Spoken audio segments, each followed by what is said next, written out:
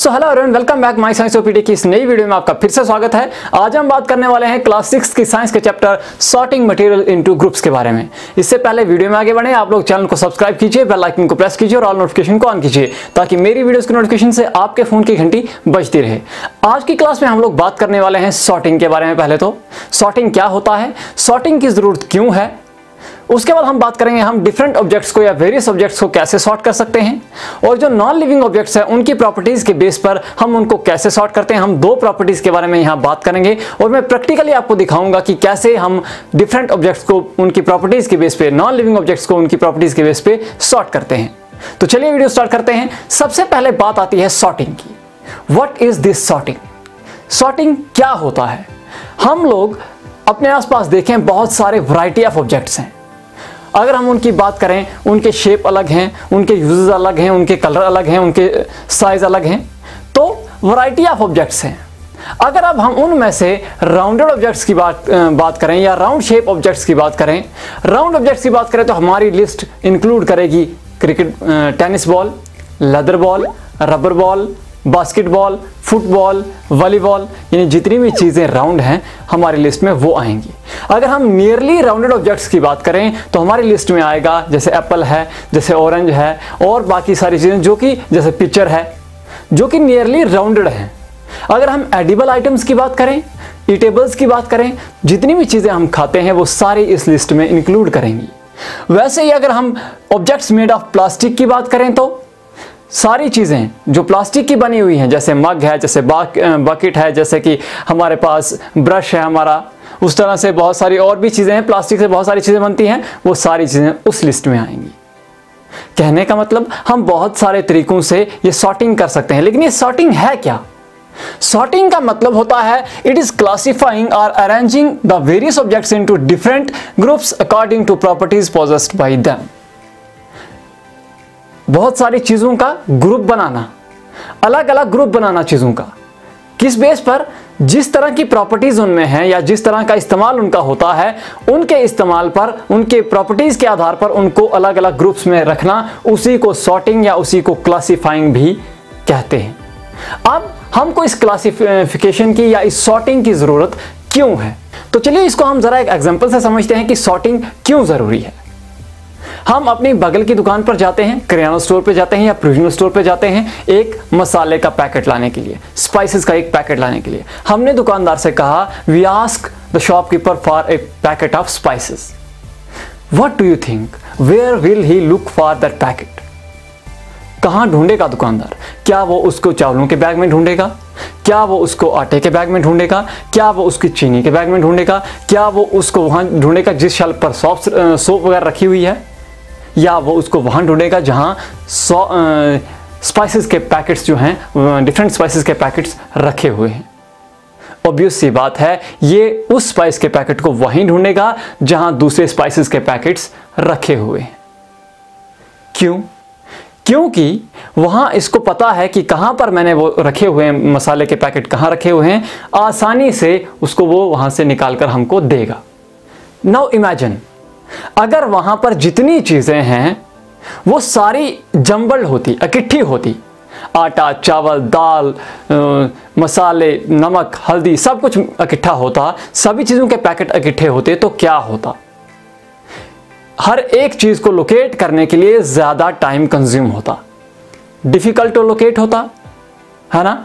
तो सॉर्टिंग का मतलब पहली चीज हमको यह पता चलती है कि जब हम किसी चीज को सॉर्ट करके रखते हैं तो हम लोगों को उस चीज को लोकेट करने में टाइम नहीं लगता है, हम जल्दी से उस चीज को वहां से ढूंढ सकते हैं। दूसरी चीज, हमने अगर उसके बारे में कुछ जानकारी हासिल करनी है, स्टडी करना है उसके बारे में, उसके लिए भी हम लोगों को सॉर्टिंग की जरूरत, हमें पता है कि वो वाली चीज वहां मिलेगी तो हम एकदम से उसके बारे में वहां से जानकारी हासिल करते हैं। तो ये होता है सॉर्टिंग। अब क्लासिफिकेशन या सॉर्टिंग जो हम करते हैं, ब्रॉडली हम दो तरह के ऑब्जेक्ट्स की ग्रुपिंग करते हैं। एक होते हैं लिविंग ऑब्जेक्ट्स और दूसरे होते हैं नॉन लिविंग ऑब्जेक्ट्स। वो ऑब्जेक्ट्स जिनमें जान होती है, जिनमें लाइफ होती है, जो रेस्पायर करते हैं, जो फीड करते हैं, उनको हम लिविंग ऑब्जेक्ट्स कहते हैं। जिनमें सारे लाइफ के फंक्शंस होते हैं, सारे लाइफ के प्रोसेसेस होते हैं, उनको हम लिविंग ऑब्जेक्ट्स कहते हैं। और दूसरे हैं नॉन लिविंग ऑब्जेक्ट्स, जिनमें ऐसा कुछ नहीं होता है, जो बेजान चीजें हैं, उनको हम नॉन लिविंग ऑब्जेक्ट्स कहते हैं। अब ये नॉन लिविंग ऑब्जेक्ट्स जो हैं ये फर्दर इनकी प्रॉपर्टीज और यूजेस के हिसाब से अलग अलग कैटेगरीज में डिवाइड किए गए हैं। अब हम इनकी प्रॉपर्टीज की बात करते हैं जिनकी बेस पर इनकी अलग अलग ग्रुपिंग की जाती है। सो इससे पहले हम प्रॉपर्टीज ऑफ मटेरियल्स की बात करें, हमको मटेरियल और मैटर के बारे में पता होना चाहिए। इसकी जानकारी हमको होनी चाहिए कि मैटर और मटेरियल क्या चीज है, तभी हम प्रॉपर्टीज की बात करेंगे। सबसे पहले हम मैटर की बात कर लेते हैं। तो anything which occupies space and has mass is called as matter.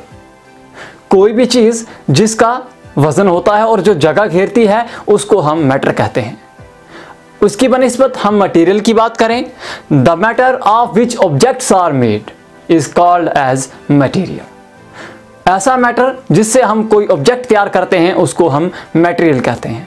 जैसे कि plastic is a material, would is a material, ठीक है, cement is a material, iron is a material. अब कुछ ऑब्जेक्ट्स एक ही मटेरियल के बने होते हैं, कुछ ऑब्जेक्ट्स एक से ज्यादा मटेरियल के बने होते हैं। जैसे कि एग्जांपल के तौर पे ये ग्लास है ना, ये टम्बलर है, ये ग्लास का बना हुआ है। उसकी बनिस्बत ये जो पेन है इसमें एक से ज्यादा मटेरियल लगे हैं। जैसे इसमें प्लास्टिक भी लगा है, जैसे इसमें आगे मेटल की वो निब लगी हुई है, ये मेटल का बाल लगा हुआ है, तो एक से ज्यादा मटेरियल लगा हुआ है। अब हम प्रॉपर्टीज की बात करते हैं। ये प्रॉपर्टीज क्या है?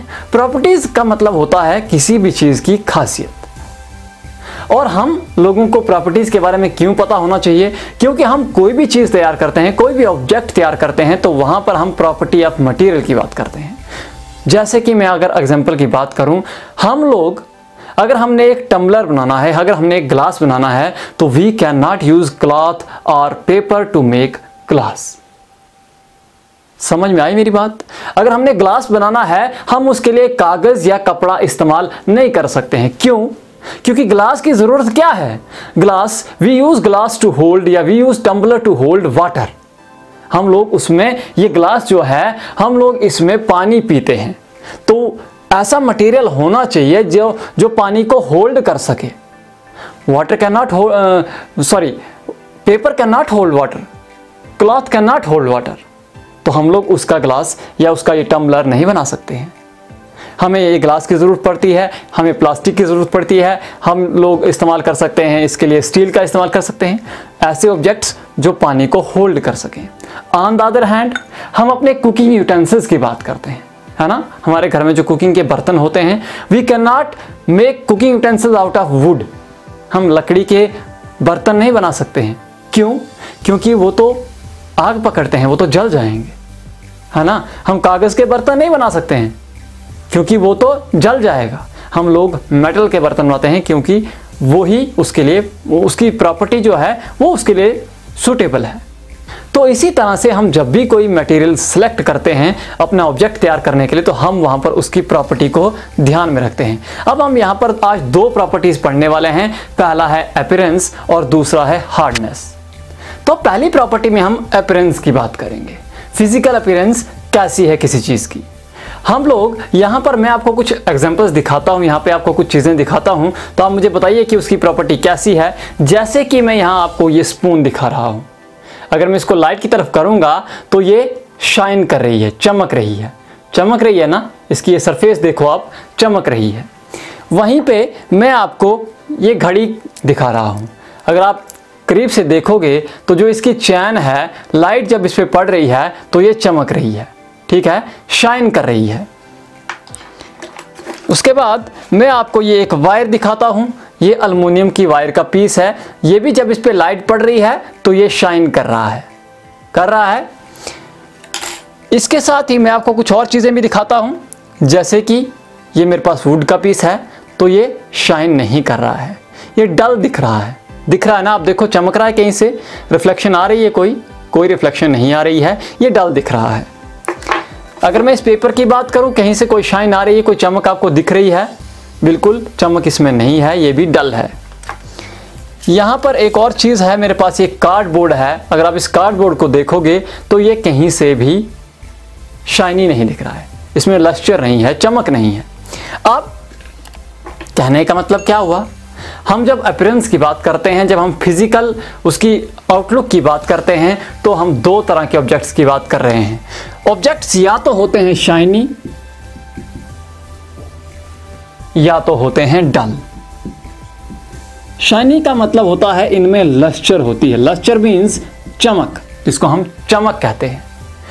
Metals are generally shiny in nature. हमारे जो मेटल्स होते हैं जैसे कि गोल्ड, जैसे कि सिल्वर, जैसे कि एल्युमिनियम, ये सारी चीजें क्या हैं, ये शाइनी इन नेचर है, इनमें चमक है, इनमें लस्टर है। Whereas non metals are dull in nature, जैसे कि सल्फर, कार्बन, ये सारी चीज जो नॉन मेटल हैं वो क्या है, वो डल इन नेचर है। अब दूसरी जो प्रॉपर्टी है वो है हार्डनेस। हार्डनेस का मतलब क्या हुआ, हमारे पास जो वैरायटी ऑफ ऑब्जेक्ट्स हैं, जब हम इनको कंप्रेस करने की कोशिश करते हैं, कट करने की कोशिश करते हैं, बेंड करने की कोशिश करते हैं, तो कुछ चीज़ें ऐसी हैं जो ये हो जाती हैं, मतलब कंप्रेस भी हो जाती हैं, कट भी जाती हैं और बेंड भी हो जाती हैं। और कुछ चीज़ें हैं जिनमें इन चीज़ों का फ़र्क नहीं पड़ता, ना तो वो प्रेस होती हैं, ना तो वो कटती हैं जल्दी से, और ना तो बेंड होती हैं आसानी से। फॉर एग्जाम्पल, जैसे ये मेरे पास एक नेल है, ये एक नेल मेरे पास हाथ में है, इसको मैं बेंड करने की कोशिश करूंगा तो आसानी से ये बेंड नहीं होगा।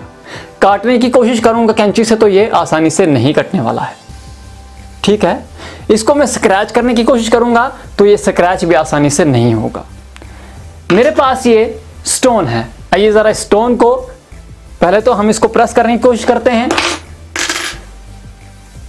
आप देखना जरा ध्यान से, जूम कर रहा है मेरे ख्याल से कैमरा, तो कोई फर्क पड़ा इस पे, नहीं पड़ा ना, ये हार्ड है। स्क्रैच करने की कोशिश भी कर लेते हैं, देख लो कोई खास इस पे फर्क नहीं पड़ा है, कोई स्क्रैच इस पे नहीं पड़ा है, ये हार्ड ऑब्जेक्ट है। अब दूसरा मटेरियल मेरे पास है ये सोप।